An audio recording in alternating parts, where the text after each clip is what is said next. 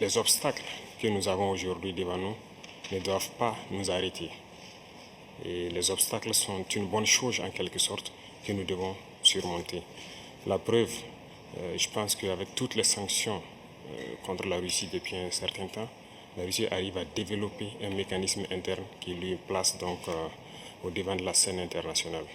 Et nous prenons bonne note de ces leçons que nous avons donc apprises ici.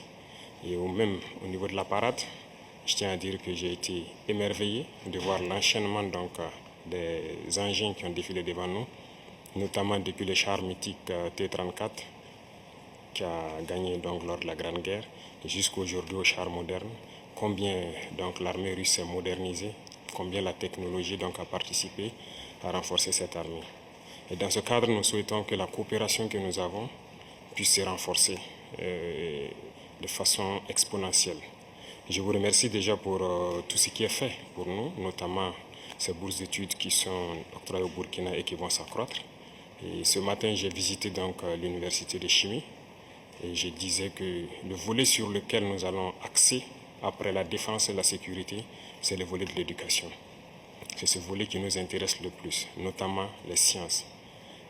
Il faut que la Russie puisse nous aider à former notre jeunesse, notamment dans le domaine des sciences, pour que nous puissions développer chez nous la machinerie, en gros. Que ce soit la machinerie qui va avec l'armée ou la machinerie qui va avec l'industrie. Parce que c'est à ce seul prix que nous pourrons nous développer au sein de l'Afrique.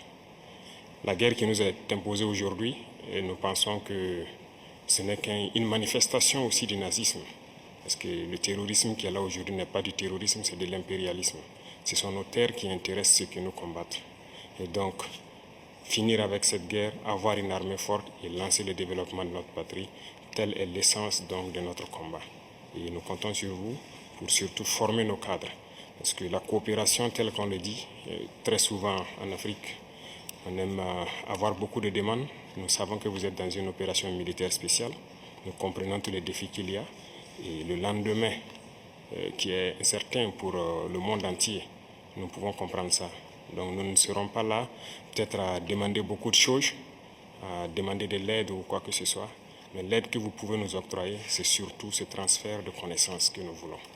Et donc nous souhaitons avoir plus de bourses et voir dans quelle perspective nous pouvons nous-mêmes donner des bourses à nos étudiants pour étudier ici. Et dans un troisième temps, comment est-ce que les universités ici peuvent se dupliquer au Burkina Faso, notamment celles que j'ai visitées. Et aussi, il y a beaucoup d'autres universités dans le domaine des sciences. Comment on peut les dupliquer au Burkina Faso avec tous les laboratoires nécessaires qu'il faut pour former de manière pratique nos jeunes et que nous puissions être donc au cœur de notre propre développement.